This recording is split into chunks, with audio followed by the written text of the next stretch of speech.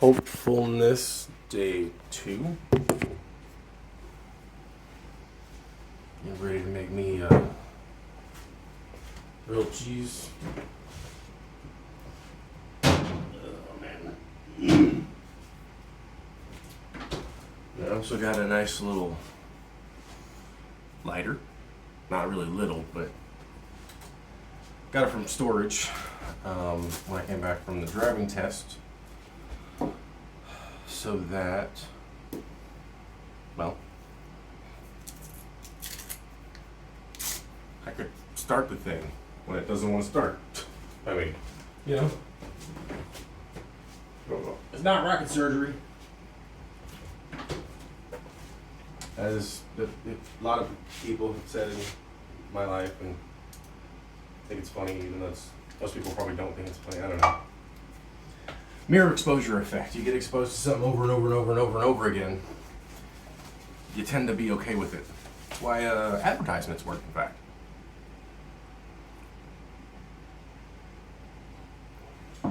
Also have sauces laid out for later. I'm going to cook those up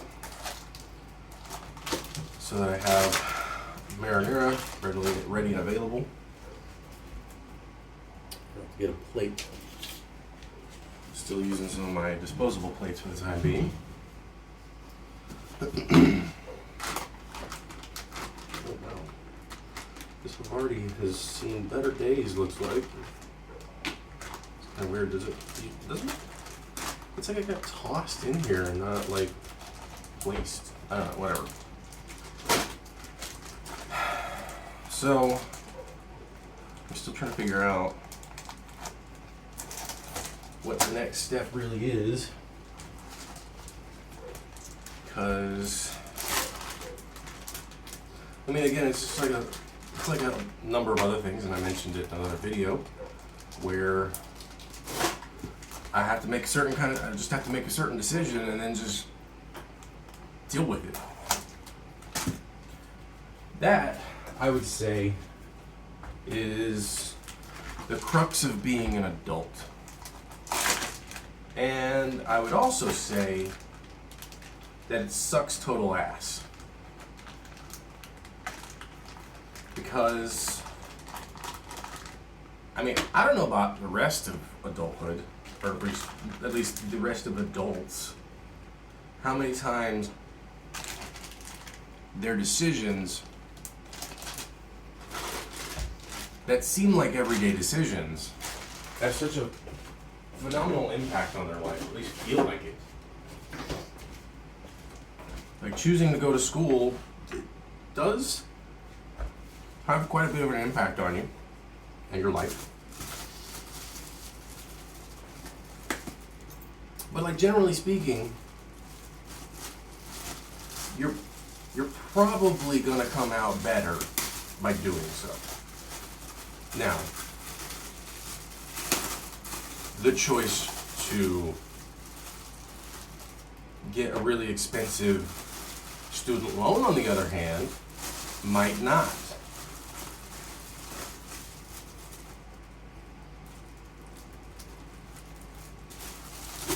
It might not have that positive net benefit that one would hope.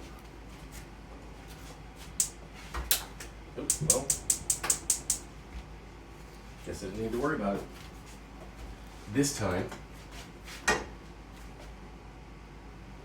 clean up under there.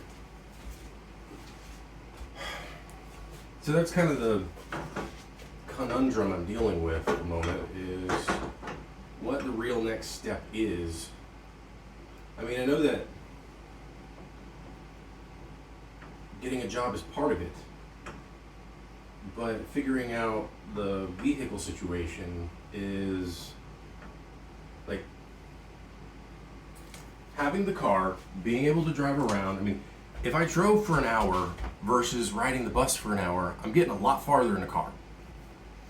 But with the car comes a lot of other things. You know, there's the various maintenance issues. I mean, gas is just the basics. Then you have to deal with windshield wipers. You got to deal with, you know, any kind of like blown out tire style road repairs. You know, if you are not properly equipped for a roadside issue, it can be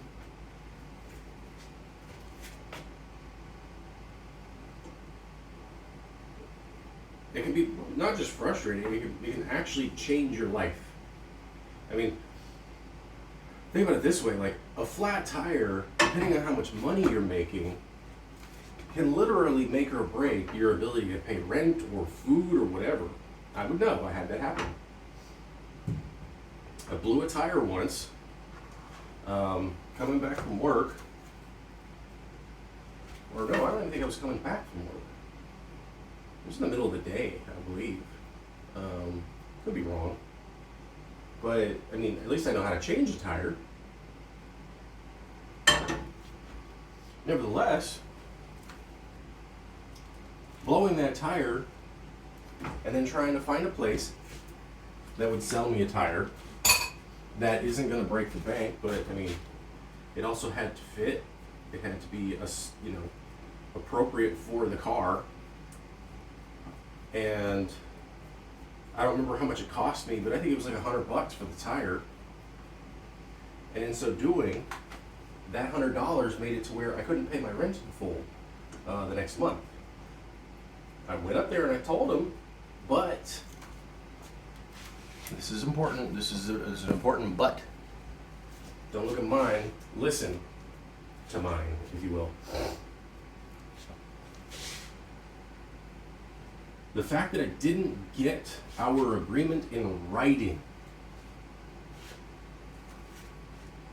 caused me continued frustration, because then they charged me late fees. They were charging me more late fees.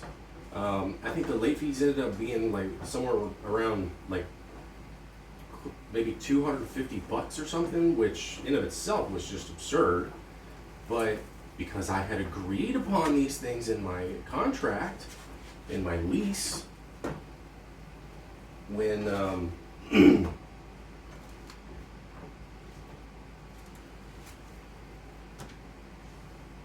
when I originally started renting there, I didn't have really any kind of like say in the matter. And because I didn't get the sort of emergency situation because I went up there and I paid like a portion of my rent.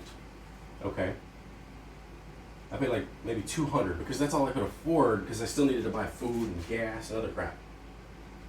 Well, I didn't get it in writing, and then because of that, I had no recourse.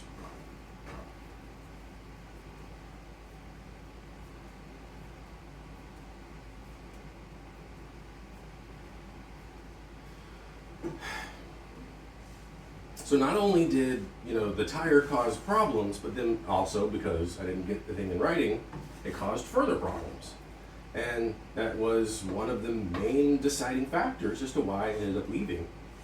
There were a lot of things that happened all at once that are what caused me to leave Texas.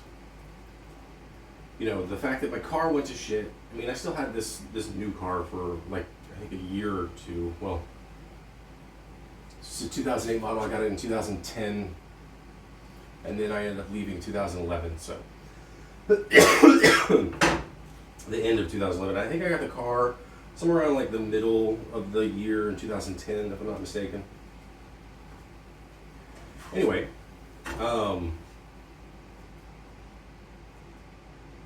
so because my car breaks down and I'm still with the same job, and I have to go get a car, and I'm like, well, I can probably afford a $10,000 car.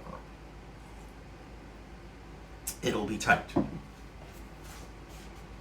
Although I didn't go in for the $10,000 car, I went in for a cheaper car, but they didn't have that because they bait and switched my ass. And because I was desperate, and because I needed a car that functioned, because my car literally died Like, it blew a head gasket, and starting it and running it isn't something that you can do on a regular enough basis for it to keep going.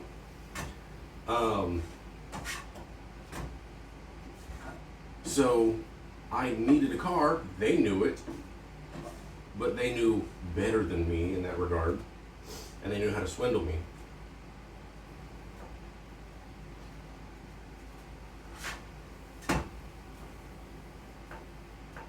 And I mean, I was making $12 an hour, which significantly more than, or no, I was making,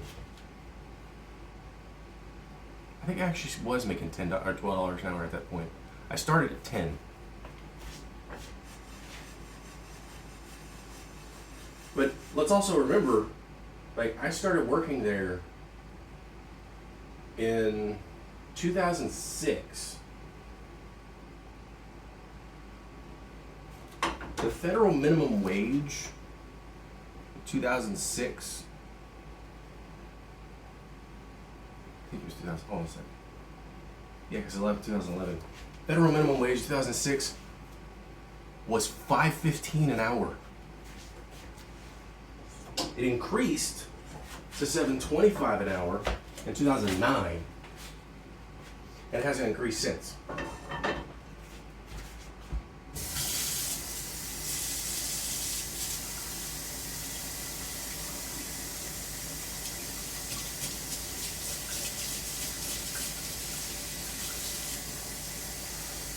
So I was making significantly more than minimum wage when I first started there, and then once the minimum wage increased, I was still making more than minimum wage by a reasonable amount.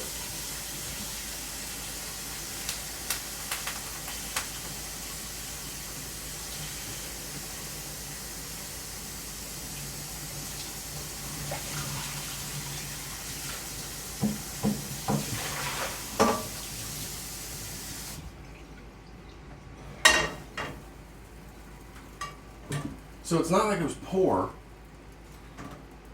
but I wasn't making good money either. Not compared to what I needed.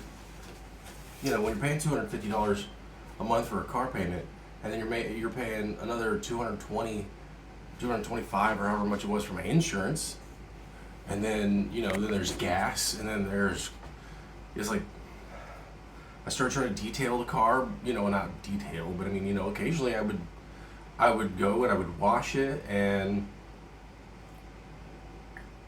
I'd hand dry it, and occasionally I would wax it. I'm bad at those, by the way. Like, I didn't do a good job, not by any stretch.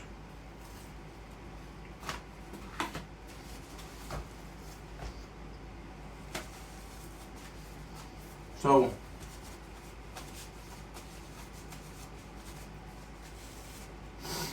not only was I spending time out of my day doing that, but then I was spending, my money to do it, and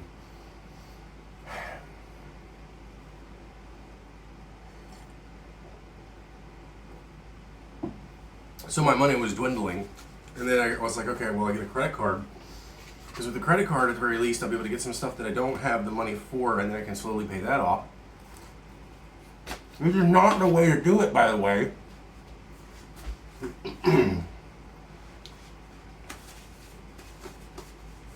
You don't build credit by paying interest every goddamn month.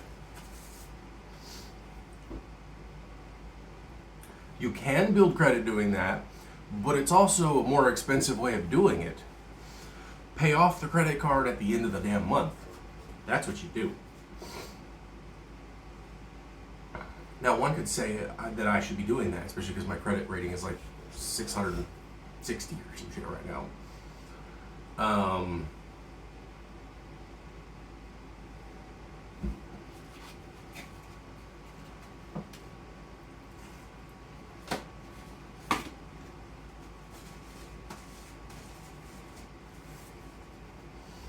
Well, there's so many predatory credit cards. They're all like, well, there's no annual payment and there's no interest for X period of time, as long as you don't fuck up once.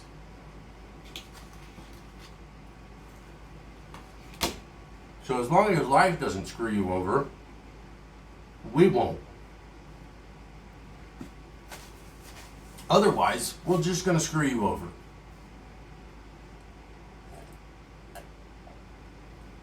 So what the fuck, man? What's the point?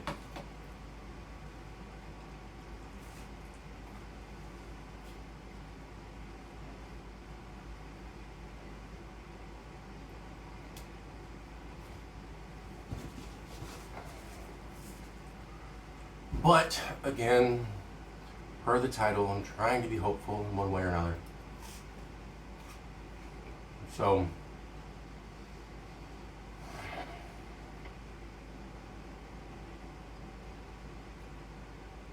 it's Sunday. I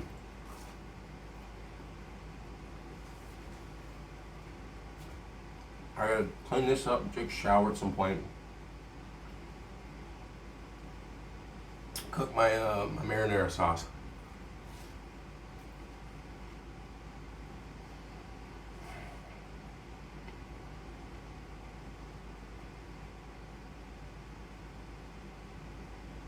And then at some point cook those chicken thighs, or chicken leg meat. It's not exactly thighs, it's like more than just thighs. That I bought yesterday. So they can be ready to go.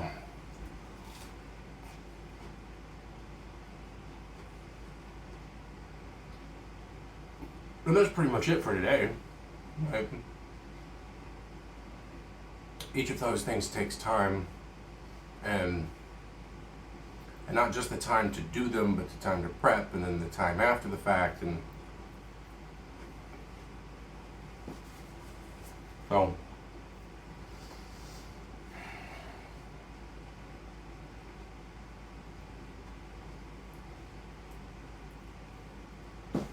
because like meal prep is really important, especially when you're poor or when you have a limited amount of income.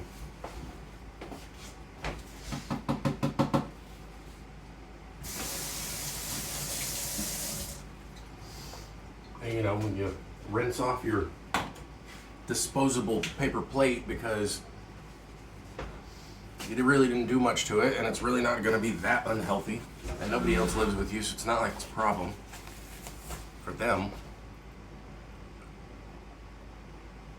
because it's going to help you save a few pennies here and there, or the time to go back to the storage unit where the remainder are and then go grab those. So not throwing away one paper plate pushes that I've got to go back and get more paper plates from the storage date a little bit further. I guess I can go ahead and get out my seasonings too. Went to the storage and got these as well. Figured, why not get it all? And then I'm gonna dump it all in that pot.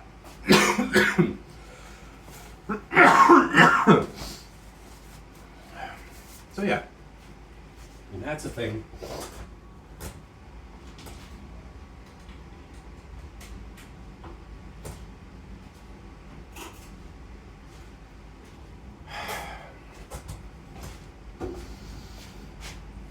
And I don't know.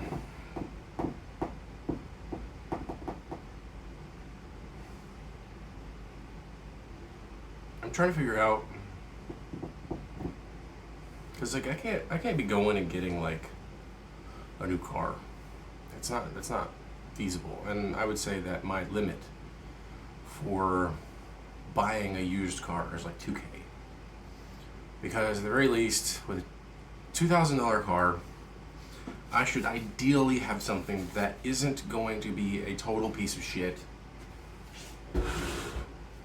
That's going to constantly, need to be towed or whatever. That'll at least run. And, shouldn't require too much maintenance. And because then, there's parking fees depending on where you go. And parking limitations, because like LA is so many cars that everywhere there's parking, but most of it is that there's a supply and demand issue of parking and parking lots, and there's generally less parking available than there are cars. It's like when I was dating my girlfriend back when I was still homeless.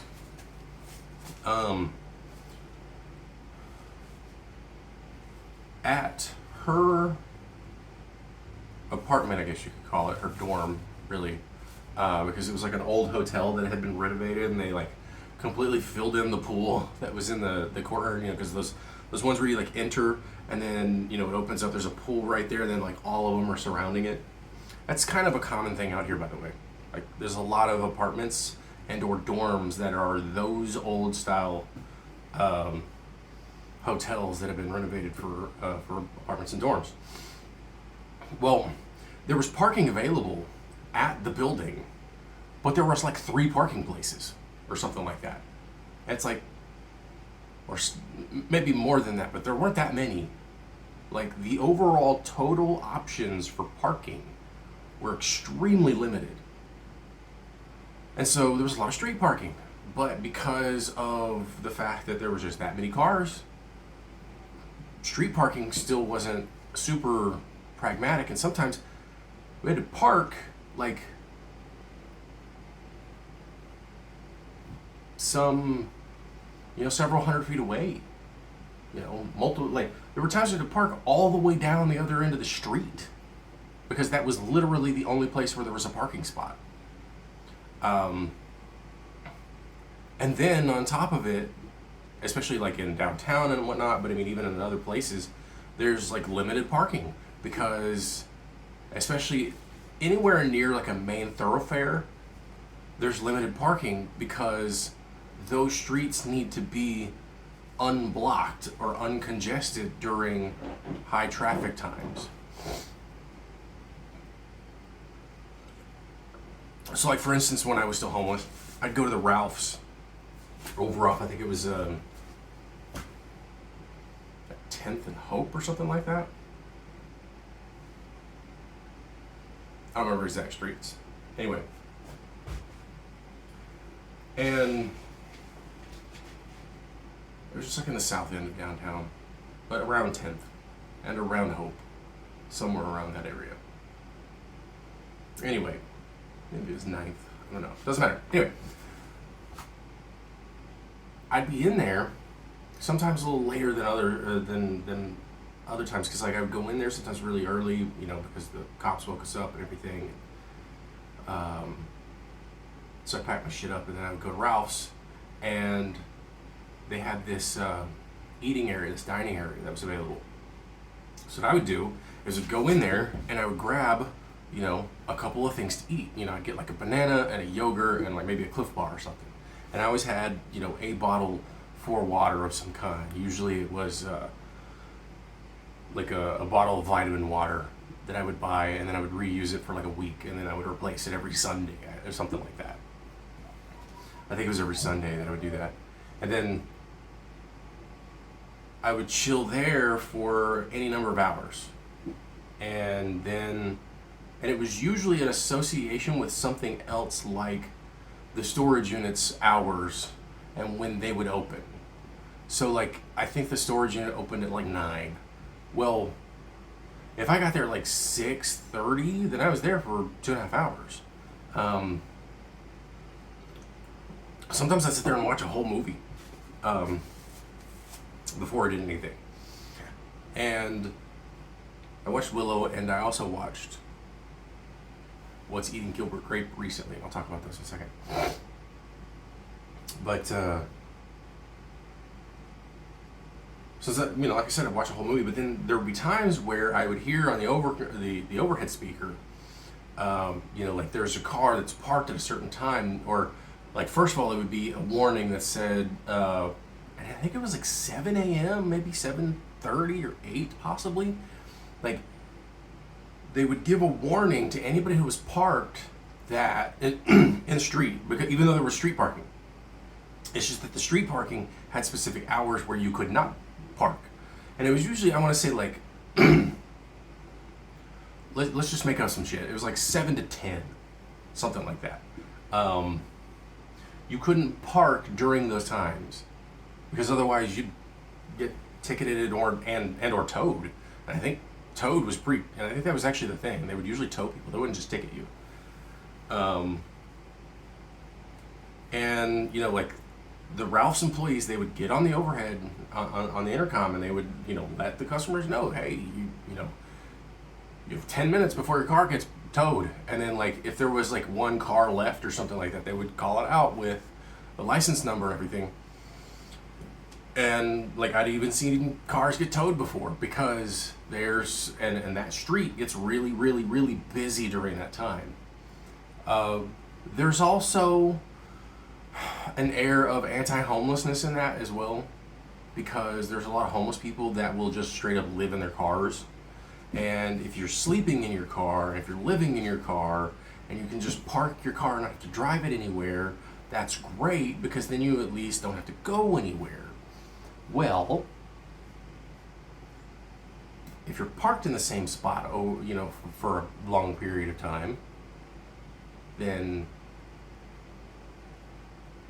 well, the powers that be don't like that. So they're going to try to make it to where there's some other reason why you shouldn't be parked there. Because then if we can prevent people from parking their homeless asses in certain spaces for extended periods of time, then we're going to do that. And if we can charge them and or throw them in jail, even better, even though that's costly. But they get money for it because it's, you know, all prisons in the United States, doesn't matter what you think, all prisons in the United States are for profit. All of them. Because they don't work to reduce the prison population. They don't work to reduce crime rate. They do not rehabilitate. They are there to punish, and that's it. And a lot of people are like, well, if you don't do the crime, you won't do the time. Well, if they wouldn't make up fucking crimes, people wouldn't do the time.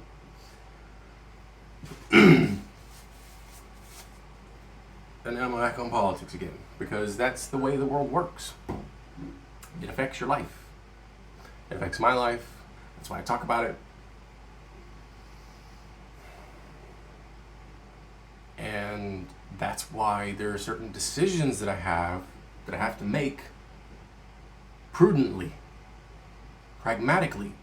I can't just jump into them willy-nilly, because there's a lot of shit that's involved one way or another.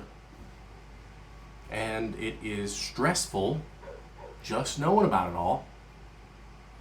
But it would be more stressful to not know about it and then lose my car for it. You know, I mean, here's what I don't like, okay? The first place I lived in Los Angeles, over in Pasadena. Just like most streets, we had specific time frames where you couldn't park your cars. And if your car was there, and it's usually one of those situations where it's like one side of the street on a certain day you couldn't park, and it was for street cleaning.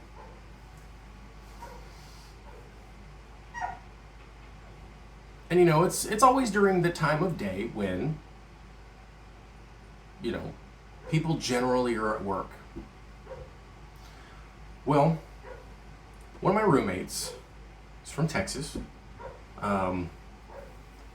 He had like a really busy day one day, and he parked his car in the street, and the next day was one of those street sweeping days. Well, he wasn't able to get up on time to move his car because he was really fucking tired. So his car gets towed. Now, fortunately, he had family connections in Texas. I don't know if it was Dallas specifically, but he had family in Texas, and they paid for his tow and everything else like that. So they paid for all the impound fees and whatnot. And so he wasn't out of pocket. He wasn't out of money. But the sheer fact that that was a thing, like the fact that you're expected, some would say, well, why didn't he do what he was supposed to do? Why was that a thing he was supposed to do in the first fucking place? What's the point? Well, see, Pasadena has a really anti-homeless approach. Pasadena, California, is extremely conservative with regards to the people who live there and the people who have power. You can't prop a tent up anywhere in Pasadena. Not allowed. Some would say it has something to do with, not being able to camp out for the Rose Parade. And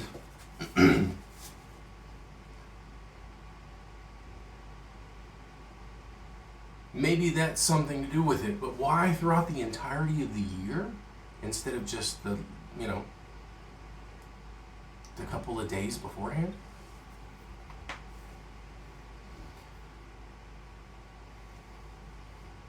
There's also not a lot of places to sit in Pasadena that are out in the open.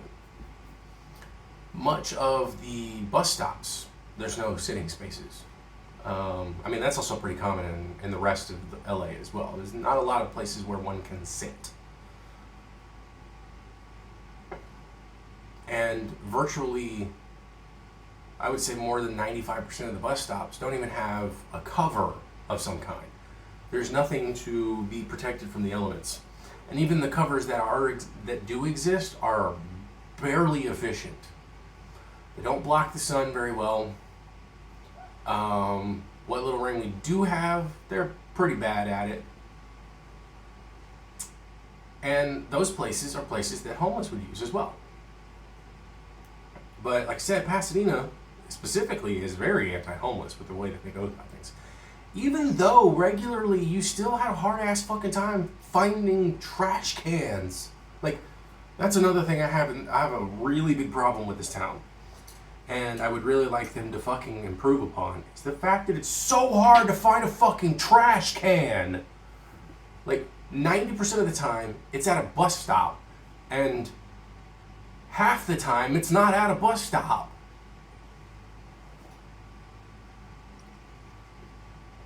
So if that tells you anything, because 90% of the ones that I found were at bus stops, but then half of the damn bus stops don't seem to have them.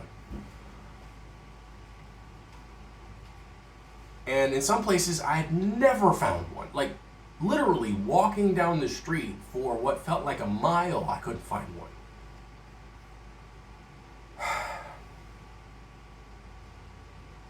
And when you have this anti-homeless problem, or this anti-homeless mentality, which is a problem, and part of the anti-homeless measures you have is to ensure that people don't park their cars for extended periods of time, you're going to go ahead and you're going to start sort of validating your reasons. Because I'll be honest, I rarely ever saw a reason for them damn trucks to fucking sweep the streets. Like, it makes sense after the Santa Ana winds come in and it starts blowing a fuck ton of dust everywhere, and I get it, the whole cleanliness and next to godliness, and you want your streets to look nice and blah, blah, blah, just like you want your house to look nice, and there's certain benefits to having clean things and etc. And I get those things. But impounding a fucking car seems like overkill.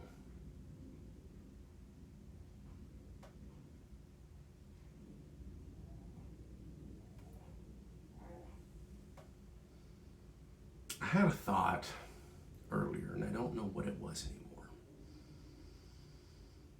Oh. essentially leave you on this. Let me make sure I'm still recording. Yep, I am. Nazi lives don't matter. Punch all Nazis. Have fun.